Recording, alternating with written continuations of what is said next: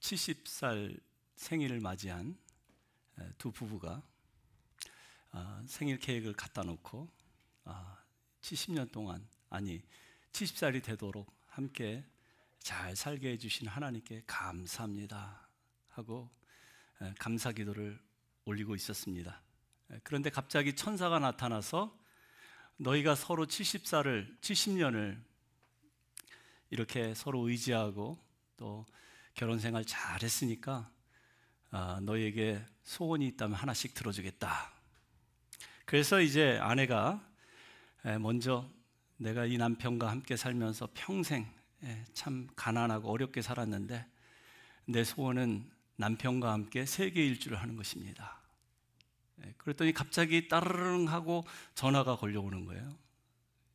큰아들이 전화를 했습니다. 어머니, 저와 동생들이 돈을 모아서 어머니 여행 한번 보내드릴게요 하고 5만 불을 송금을 해 보낸 것입니다. 할렐루야. 그런 일이 여러분들에도 있기를 축원합니다. 하나님이 정말 응답하시는구나. 정말 너무 감사하고 너무 기뻐서 남편 손을 붙잡고 막 덩실덩실 춤을 췄어요. 그런데 남편이 회심의 미소를 딱 지으면서 천사에게 귓속말로 뭐라고 합니다. 나는 나보다 30살 어린 여자와 살게 해주세요. 그랬더니 어떻게 됐을까요? 펑 하고 30살 어린 젊은 여자가 나타난 게 아니라 자기가 30살 더 먹어서 100살 노인이 돼버렸어요. 믿거나 말거나. 여러분, 웃자고 하는 소리지만 이렇게 평생 오랜 세월 서로 이렇게 결혼 생활을 한 사람도 이렇게 마음이 각각 다릅니다. 이렇게 겉과 속이 다를 수 있어요. 왜냐하면 사람은 누구나 다 이기적이고 그리고 자기 중심적이기 때문에 그렇습니다. 그게 우리의 본성이요 또 죄성입니다.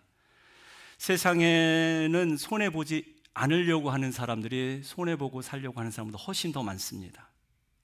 대부분의 사람들은 내가 손해를 보는 것보다 남이 손해를 보기를 원해요. 내가 아픈 것보다 남이 아픈 게 낫고, 남이 세상을 떠나면 슬프고 안타깝지만 내가 세상을 떠나는 것은 생각하기도 쉽지 않습니다. 이것은 세상 종말보다 더 싫어요. 오늘 본문 24절에 보시면 예수님께서 제자들에게 이런 말씀을 하십니다. 한번 읽어볼까요? 내가 진실로 진실로 너희에게 이르노니 한 알의 밀이 땅에 떨어져 죽지 아니하면 한 알 그대로 있고 죽으면 많은 열매를 맺느니라. 여러분, 내가 진실로 진실로 너희에게 이르노니, 이 표현은 복음서에 25번 등장합니다. 예수님이 자주 하신 표현이에요. 그만큼 중요한 진리의 말씀을 내가 지금 하겠다라는 그런 말씀이죠. 그 다음 보시면 뭐예요? 한 알의 밀이 땅에 떨어져 죽지 않으면 한 알 그대로 있고 죽으면 많은 열매를 맺느니라. 한 알의 밀이 땅에 떨어져 죽는 것, 이것이 진리 중에 진리래요. 죽으면 많은 열매를 맺는 것, 이것이 삶의 풍성한 열매를 맺는 비결이라고 강조해서 반복해서 하시는 말씀입니다. 예수님은 진리를 말씀하실 뿐만 아니라 진리의 말씀대로 살다가 죽으셨습니다. 정말 한 알의 밀알처럼 사셨어요. 한 알의 밀알이 되어서 땅에 떨어지셨고 십자가에 죽으셨습니다. 그리고 죽으신 다음에는 이 땅에 많은 구원의 열매, 생명의 열매를 거두셨어요. 그러니까 중요한 것은 예수님께서 죽으신 것은 그것이 선택적인 죽음이었다라는 것입니다. 내가 왜 죽어? 난 안 죽어. 나 하나님의 아들이야. 내가 왜 십자가에 달려야 하는데? 내가 왜 죄인들을 대신해서 저렇게 비참하게 죽어야 하는데? 나 그렇게 안 해. 라고 하신 것이 아니라 예수님은 의도적으로, 선택적으로 결정하셔서 죽으러 오셨다라는 거예요. 죽기로 마음 먹으셨다라는 것입니다. 왜 그렇습니까? 당장에는 희생하고 손해보는 것 같지만 결과적으로 죽으면 많은 열매를 맺을 것이라는 사실, 모든 사람들에게 예수님의 죽음이 유익하다라는 사실을 알고 계셨기 때문에 그렇습니다. 그런데 제자들은 어떻습니까? 오늘 본문의 배경은 유월절입니다. 여러분, 유월절은 이스라엘 백성에 있어서 가장 중요한 절기 아니에요? 이스라엘 백성들이 애굽에서 출애굽할 때 하나님께서 구원의 방편으로 어린 양을 잡아서 그 피를 흘려서 각 집마다 문설주와 임방에 그 어린 양의 피를 바르고 뿌리면 어떻게 됩니까? 죽음의 사자가 유월하는 거예요. 지나가는 것입니다. 심판을 피할 수 있는 구원의 유일한 방법으로 구약의 하나님은 어린 양을 죽이셨어요. 그 어린 양이 세례 요한의 증거와 같이 보라, 세상 죄를 짊어지고 가는 하나님의 어린 양이로다. 그분이 죽으러 오셨다고 세례 요한은 그렇게 증거하지 않습니까? 그런데도 불구하고 6월절이라는 명절에 예수님이 죽으러 오셨다는 사실을 알면서도 그들은 망각하고 있는 거예요. 그래서 제자들은 자꾸 살 생각만 하고 있는 것입니다. 그래서 예수님이 오죽 답답하면 25절에 이런 말씀도 하십니다. 또 한번 읽어볼까요? 자기 생명을 사랑하는 자는 잃어버릴 것이요 이 세상에서 자기의 생명을 미워하는 자는 영생하도록 보존하리라. 여러분, 하나밖에 없는 생명 소중히 여겨야 될 거 아닙니까? 그 생명을 사랑하는 자 잃어버릴 것이요 그리고 자기 생명을 미워하는 자 생명을 보존하리라. 이 말씀을 여러분들 어떻게 이해하십니까? 여기에 우리가 그냥 읽으면 이해가 안 되지만 여기에 단어를 삽입을 하면 이해가 돼요. 자기 생명만 사랑하는 사람, 자기 영혼만 사랑하는 사람은 어떻게 된대요? 잃어버릴 것이다. 그러나 이 세상에서 자기의 생명까지 미워하는 자, 복음을 위해서, 영혼 구원을 위해서 자기 생명까지 내놓을 수 있는 자, 그 사람의 생명 하나님께서 어떻게 해주신다고? 영원토록 보존해 주시겠다. 그 말씀인 것입니다. 오늘 본문에 보면 6월절에 헬라 사람들이 예수님을 찾아왔습니다. 예배 드리러 왔는데 이 빌립이라는 제자에게 찾아와서 선생님, 우리가 예수님 좀 만나 뵐 수 있을까요? 여러분, 헬라 사람들이 어떤 사람들입니까? 그리스 사람들이에요. 우리가 잘 아는 소크라테스, 플라톤, 아리스토텔레스 그런 철학자를 배출해낸 나라. 그러니까 철학자의 후손들입니다. 당대 지식인들이었었어요. 이들이 예수님의 제자 빌립에게 정중하게 예수님을 만나게 해달라고 면담을 요청합니다. 그런 헬라 사람들, 지식인들이 유대 사람들을 보면 얼마나 얕잡아 보고 무시했겠습니까? 더군다나 빌립은 갈릴리 사람입니다. 벳세다라는 이 갈릴리 벽촌에서 가난한 어부로 정말 너무 가난해서 학교도 못 다녔을 거예요. 가방줄이 짧은 게 아니라 가방줄이 아예 없습니다. 이렇게 무식하고 가난한 어부에게 와서 선생님, 영어 성경은 Sir, 정중하게 요청을 하고 있는 거예요. 그러니까 이 가난한 어부 출신 빌립이 얼마나 우쭐했겠습니까? 더군다나 12절부터 보시면 지금 상황이, 분위기가 어떤 분위기냐면 예수님이 예루살렘 성을 입성하고 난 후에요. 사람들이 호산나, 다윗의 자손이여 찬송하리로다, 종려나무 가지를 꺾어서 흔들고 예수님을 환영하고 영접하는, 예수님의 인기가 하늘을 찌르고 있을 그때입니다. 그러니까 이 헬라 사람들까지 와서 Sir, 선생님, 우리가 예수님 좀 볼 수 있습니까? 하니까 이제 내가 빛을 보는구나. 드디어 저 그리스 사람들이 나를 알아보는구나.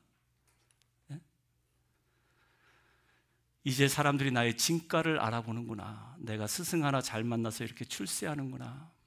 이렇게 우쭐대지 않았겠습니까?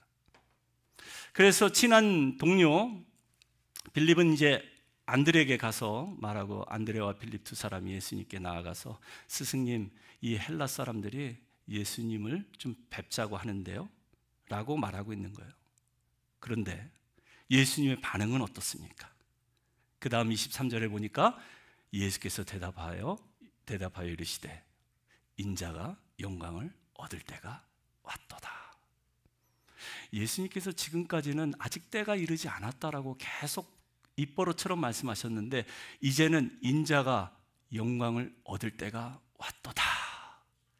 야, 바로 이때구나.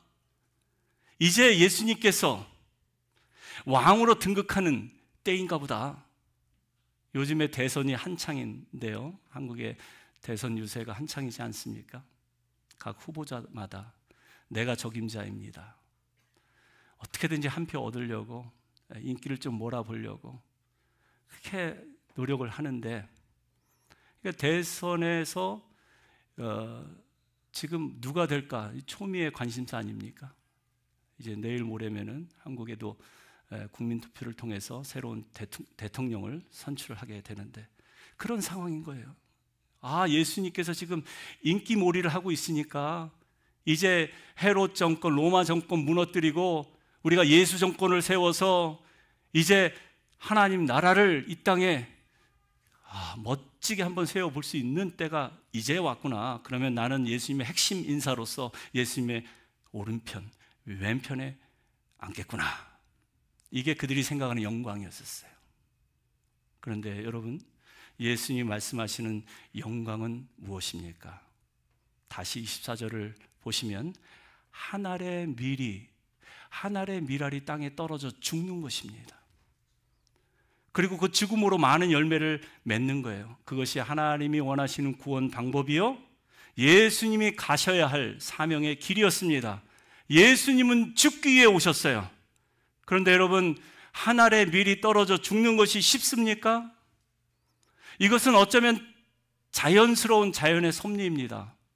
한 알의 밀알이 땅에 떨어지면 죽어야죠. 죽어야지 그 땅 속에서 뿌리가 내리고, 그리고 새싹이 올라오고, 줄기가 자라고, 꽃이 피고, 열매가 맺는, 이것은 자연의 순리 아닙니까? 진리입니다. 우리 교회 화단에도 꽃들이 활짝 피어서 우리 계신 우리 여성 성도님들 얼굴처럼 참 예쁩니다. 할렐루야. 아멘 안 하시는 분은 복이 없을지어다. 저는 그래요. 우리 화단에 지금 예쁜 꽃들이 지금 피어나고 있잖아요. 정말 예쁜 장미꽃들, 그리고 그 봉우리가 팡 터져가지고 피연이 자기하게 지금 막 그 냄새를 막 풍기고 있습니다. 그러면 그 옆을 그냥 지나칠 수가 없겠더라고요. 그냥 멈춰서서 그 아름다운 자태에 숨이 멎칠 정도로 정말 바라보고 있다면 제 눈에 안구정화가 될 정도로 참 아름답고 예쁜 꽃들입니다. 그런데 여러분, 이것이 자연의 이치입니까? 꽃이 그냥 아무데나 씨앗이 떨어지면 이렇게 예쁘게 핍니까? 누군가의 희생과 섬김이 필요한 거예요. 누군가는 심었고 물을 주었고 때가 되니까 하나님께서 자라게 하심을 믿으시기 바랍니다. 여러분, 더 많은 꽃송이를 피우게 하려면 어떻게 해야 합니까? 가지치기를 좀 해줘야 돼요. 가지치기. 채소도 마찬가지예요.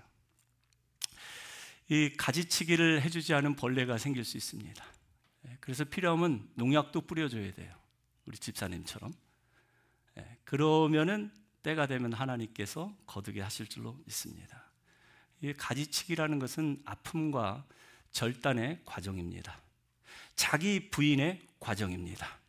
그런데 이 말씀을 우리의 삶에 적용해 본다면 여러분 어때요? 이게 참 쉽지 않은 말씀입니다. 자기를 부인한다라는 것, 자기 인생에 가지를 친다라는 것, 참 아픈 과정이고 힘든 과정입니다. 10년, 20년, 30년, 아니 평생 모태신앙으로 예수를 믿었다고 하는데 내 자아가 죽기는커녕 어떻게 돼요? 더 살아나요. 내 자아가 더 강해집니다. 자기를 부인하기는커녕 누가 나를 좀 알아주나 하고 눈을 씻고 주위를 찾고 있지 않습니까? 유기성 목사님 그 유명한 말씀처럼 나는 죽고 예수가 살아야 하는데 예수님은 내 안에서 자꾸 죽고 자꾸 내가 살아나는 거예요. 내 생각, 내 고집, 내 주장. 예수님의 말씀은 자꾸 죽고 내 생각, 내 주장, 내 결정. 자꾸 자아가 살아나서 하나님의 뜻을 분별하지 못하고 하나님의 일을 내 삶 가운데 이루는 것이 아니라 자꾸 방해해요. 삶에 아무런 변화가 일어나지 않습니다. 그래서 여러분, 우리에게도 선택적인 죽음이 필요한 것입니다. 다시 말씀드리면 죽으려고 하는 의지적인 결단이 우리에게 필요한 것입니다. 예수님은 죽기를 각오하고 이 땅에 오셨어요. 그런데 오늘 본문에 보면 제자들은 죽을 마음이 전혀 없습니다. 죽어서 영광을 얻는 것이 아니라 어떻게 하든 살아남아서 영광을 얻으려고 하지 않습니까? 살기 위해서 예수님을 배반했고 살기 위해서 예수님을 3번씩이나 부인했고 로마 군병들도 어찌 보면 살기 위해서 예수님을 죽인 거예요. 자기들이 살기 위해서. 여러분, 새 중에서 가장 장수하는 새는 솔개라고 하죠. 솔개라는 새는 약 70살까지 산다고 합니다.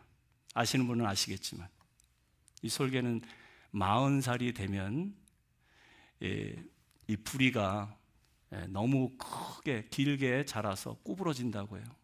그러면 그 부리를 가지고는 먹이도 쪼을 수가 없대요. 그리고 발톱은 다 낡아지고 그래서 먹이를 움켜잡을 수도 없고 날개는 무거워져 가지고 푸투덕거리고 날 힘도 없대요. 그러면 이제 40살을 살고 죽어야 하는데 그때 솔개는 선택적인 죽음을 선택합니다. 그것은 지금보다 더 높은 산 꼭대기에 올라가서 바위 위에서 자기의 부리를 바위 위에다가 쪼기 시작한다는 거예요. 바위 위에다가 자기의 부리를 쪼면 그것이 부러지고 쪼개져서 새로운 부리가 또 생기게 되는 것이죠. 그 새로운 부리를 가지고 자기의 깃털을 뽑아내기 시작한다고 합니다. 그리고 발톱에 그 낡은 발톱들을 다 뽑아낸다고 해요. 그리고 6개월쯤 지나면 어떻게 됩니까? 나머지 인생 30년을 푸른 한공을 훨훨 날아다니면서 자유롭게 멋진 그런 하늘의 그 제왕으로서의 삶을 살 수 있게 된다는 것이죠. 여러분, 그래서 오늘 설교 다른 건 기억 못해도 괜찮아요. 딱 하나 오늘 설교 제목만 기억하시면 됩니다. 다시 한번 뭐라고요? 죽어야 맺는 열매. 이 설교 제목은 여러분 마음에 꼭 새기실 수 있기를 바랍니다. 죽어야 한다고 해서 예수님처럼 그렇게 십자가에 비참하게 죽으라는 얘기가 아니에요. 십자가의 죽음은 예수님 한 분만으로 만족합니다. 단번에 죽으심으로 우리의 구원을 이루셨어요. 그러나 최소한 예수님의 죽음을 묵상하고 그 죽음의 의미가 무엇인지, 그리고 내가 정말 예수님을 닮아간다면, 예수님의 길을 따라간다면 내 안에서는 아직까지 죽어지지 않는 것이 무엇인지 그것을 한번 생각해 보자는 거예요. 여러분 안에 아직도 남아있는, 꿈틀거리고 살아있는 것이 무엇입니까? 혹시 여러분 안에 아직까지도 세상에 대한 욕심이 살아있습니까? 혹시 여러분 안에 교만이 살아있습니까? 아집이 살아있습니까? 혹시 여러분 안에 하나님의 일을 방해하는, 저해하는 그런 요소들이 아직도 남아 있습니까? 우리 안에 죽어야 하는데 죽어지지 않아서 열매를 맺지 못하는 그런 부분이 얼마나 많은지 알 수 없습니다. 어떤 분은 모난 성품일 수 있어요. 또 어떤 분은 자존심일 수도 있습니다.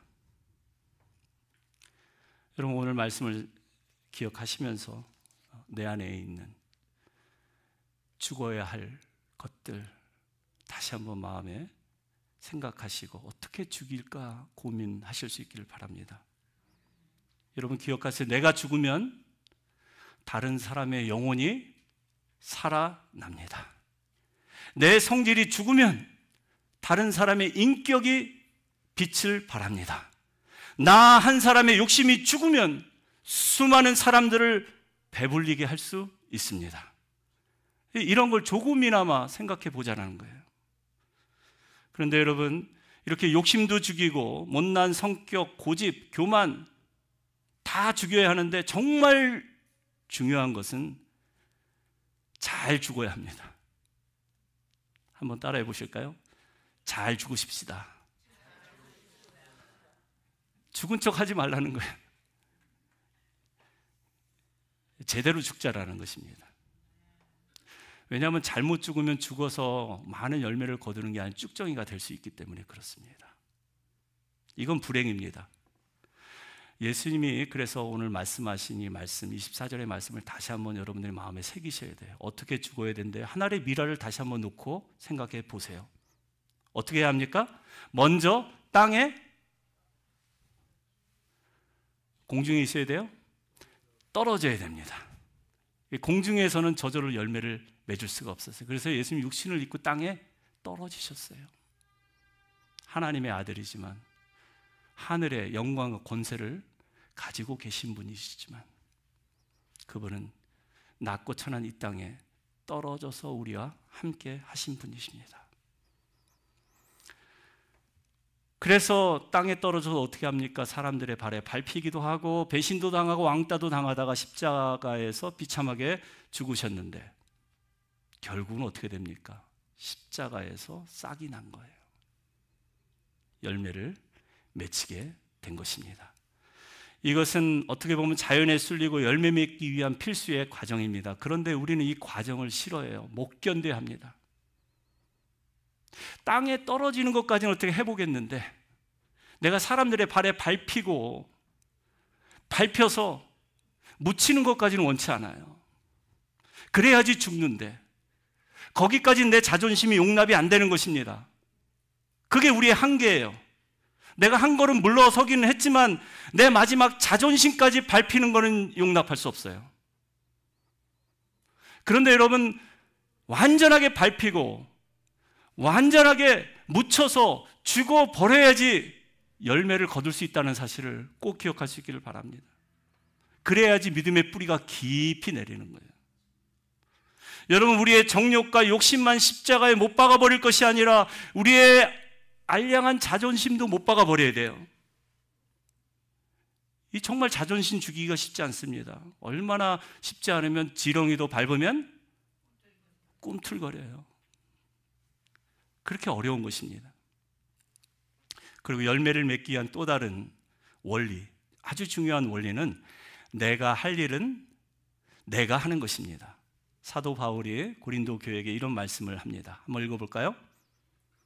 나는 심었고 아볼로는 물을 주었으되 오직 하나님께서 자라나게 하셨으니 그런즉 심는 이나 물 주는 이는 아무것도 아니로되 오직 자라게 하시는 이는 하나님뿐이니라. 아멘. 나는 심었고 아볼로는 물을 주었을 때 오직 자라게 하는 분은 누구래요? 하나님. 내가 심고 물 주는 것은 아무것도 아니래요. 그냥 내가 할 일만 하는 거라고 사도 바울은 그렇게 얘기하고 있습니다. 그런데 어떤 분은 자기가 심고 물 주는 것뿐만 아니라 자라게 하는 것도 자기가 하려고 해요. 자라게 하고 열매를 맺게 하는 건 누구의 몫이라고요? 하나님의 몫인데 자기가 다 하려고 해요. 열매 맺겠습니까? 여러분 지금 무엇을 심고 계십니까? 기도를 심고 계십니까? 심는 대로 거두게 하시는 하나님이심을 믿으시기 바랍니다. 반드시 거두게 하세요. 성가대원들, 찬양팀들 지금 어디다 물 주고 계세요? 열심히 찬양 연습하고 반주 연습하고 하다 보면 어느 날, 오늘처럼 하나님께 영광이 될 뿐만 아니라 온 성령들에게 마음에 감동을 주고 은혜를 끼치는 그러한 선한 영향력을 끼치는 날이 반드시 온다라는 거예요. 그러니까 믿음 생활은 내가 할 일은 하는 거예요. 하나님께서 나보러 찬양팀에서 봉사하게 하셨으니까 열심히 연습하고 반주 연습하고 그리고 기도하다 보면 하나님께서 우리 예배가 어느 날 풍성한 예배 되게 하시는 것입니다. 구역 예배도 마찬가지입니다. 여러분, 나눔의 시간에 참 부족하고 부끄러운 삶입니다마는 그래도 말씀 붙잡고 함께 나누려고 할 때 나의 지나간 과거의 허물진 모습 말씀 붙들고 내가 회개하고 그리고 새롭게 결단하고 기도할 때 여러분 그때 바로 생장점이 팍 터지는 거예요. 하나님께서 그의 믿음을 확 자라게 하시고 어느 날 30배, 60배, 100배의 결실을 맺게 하는 날이 오게 될 줄로 믿습니다. 그러니까 구역 예배는 나눔이 풍성해지면 부흥하게 돼 있고 배가 하게 돼 있어요. 그 은혜를 사모하는 사람들이 줄을 이어서 그 구역 모임에 오게 될 줄로 믿습니다. 우리 구역장님들, 구역 강사님들 그런 오늘 본문의 말씀대로 정말 내가 무엇을 심을까? 내가 어디에다 물을 줄까? 고민하실 수 있기를 바랍니다. 그러니까 내가 할 일을 땅에 떨어져 죽는 일이에요. 그리고 말씀 때문에 사람들의 발에 밟히는 일입니다. 말씀을 받기 위해서 내 마음을 옥토와 같이 기경하는 일, 누구의 일이에요? 나의 일이에요. 어느 날 갑자기 하나님께서 은혜 주시지 않습니다. 그 말씀을 받기 위해서 내 마음을 지금 옥토와 같이 기경시키는 일은 내가 할 일이에요. 예배를 사모하라는 거예요. 말씀을 사모하라는 것입니다. 때로는 사람들이 내 속을 뒤집어 놓을 때가 있습니다. 그때도 맞대응하지 마시고 감정으로 여러분들이 할 일을 하시기 바랍니다. 아, 말씀을 받는 자들은 이렇게 밟히는 거구나. 이렇게 왕따를 당하는 거구나. 참고 견디실 수 있기를 바랍니다. 그러면 거기서 언젠가 꽃이 피고 열매가 맺히는 날이 오게 될 줄로 믿습니다. 내가 할 일을 하면 되는 것입니다. 땅에 떨어져 밟히고 죽는 일은 내가 하는 일이지만 자라게 하고 열매를 맺게 하는 그 일은 언젠가 하나님이 하신다는 사실 늘 기억할 수 있기를 바랍니다. 전라남도 신안군의 증도라는 섬에는 섬 주민의 90% 이상이 기독교인이라고 합니다. 여러분, 섬에 가면은 되게 무속신앙이 판을 칩니다. 점쟁이들이 많아요. 그런데 이 전라남도 증도라는 섬에는 90% 이상이 다 기독교인. 이 문중경이라는 전사님과 무관하지 않습니다. 이분은 1891년 전라남도 무안군에서 출생해서 1908년 만 17세의 나이가 되었을 때 증도에 있는 정씨 가문에 시집을 갔다고 해요. 정씨 가문에 시집 가신 분 많이 계시죠? 그런데 첫날 밤에 남편에게 소박을 맞은 것입니다. 남편에게는 이미 다른 여자가 있었고 남편에게 구박거리가 된 것입니다. 그래서 절망감에 버림받았으니까 죽기로 각오하고 무작정 서울로 상경해서 한강으로 갔다고 합니다. 한강에 가서 빠져 죽으려고 하는데 때마침 한강 모래사장에 천막 집회가 열리고 있었다고 해요. 그 당시에 최고의 부흥사였던 이성봉 목사님이 말씀을 전하는 것입니다. 들어보니까 예수란 분이 죄인들을 위하여 죽으시고 자기처럼 버려진 자들을 사랑하신다. 그 설교를 듣고 자기의 삶을 비교를 해봅니다. 내가 그랬는데, 내가 남편에게 버림받고 그래서 죽으려고 했는데 어떤 분이, 예수란 분이 이미 오래전에 나를 위해서 대신 죽으셨고 나를 사랑하시고 지금도 나에게 은혜를 베푸시기를 원하신다는 그 복음의 메시지를 듣고 그냥 눈물샘이 팡 터져버린 거예요.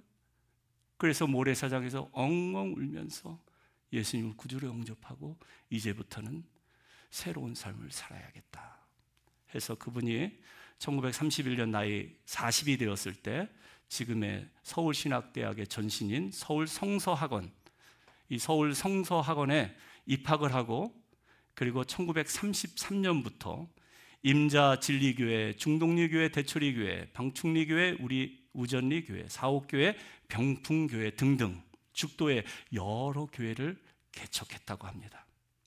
그리고 신학교를 졸업하고 난 후에는 그 전라남도의 21개의 섬을 순회하면서 복음을 전하면서 곳곳에 교회를 세웠다고 해요. 그러니까 얼마나 열심히 전도하러 다녔는지 이분의 고무신이 1년이면 10켤레를 바꾸게 되었다고 해요. 달아 없어졌기 때문에. 그런데 그녀가 가야 할 길은 가시밭길과 같았습니다. 일제시대에는 신사참배를 거부하다가 경찰서로 끌려가서 고문을 받았지만 끝까지 믿음을 잘 지켰습니다. 6.25 전쟁 때는 이 증도까지 쳐들어온 이 공산군에게 붙들려서 목포에 있는 경찰서까지 연행이 되어서 죽을 뻔했는데 인천의 상륙 작전이 성공하면서 자유의 몸으로 풀려 나왔다고 합니다. 근데 다시 증도로 들어가려고 하니까 주위 사람들이 다 만류했대요. 아직 증도에는 공산군이 숨어 있다고, 들어가면 잡혀 죽는다고. 그런데도 들어가서 복음을 전했어요. 복음의 씨앗을 뿌렸습니다. 그러다가 1950년 10월 4일 저녁에 공산군에게 다시 붙들려서 모래사장으로 끌려 나와서 죽창에 찔리고 총에 맞아 순교했습니다. 이렇게 비참하게 생을 마치신 문중경 전도사님, 이분의 순교는 그 땅에 복음의 씨앗이 되었습니다. 그래서 이 문중경 전사님 때문에 지금 한국 교계의 유명한 목사님들이 이분을 선생님이라고 부르고 영적 멘토로 삼고 이분의 발자취를 따라가려고. 그 중에 대표적인 분이 한국 대학생 선교회 CCC 총재 김중곤 목사님, 성결교단의 원로 이만심 목사님, 치유 사역의 대가인 정태기 목사님 등등이 있습니다. 이들은 정말 이분을 존경해요. 많은 사람들의 증언에 의하면 그분의 장례식 때 모인 인파가 인산인해를 이루었는데 백범 김구 선생의 장례식 행렬보다 더 길고 더 많은 사람이 모였다. 그만큼 이분의 죽음을 애도하고 가슴 아파하면서 그분의 삶을 추모하는 사람들이 많았다. 그렇게 증언하고 있습니다. 지금 증도에는 문중경 전사님의 순교 기념관을 만들어 놓고 많은 이들이 지금도 발길이 끊이지 않고 있다고 합니다.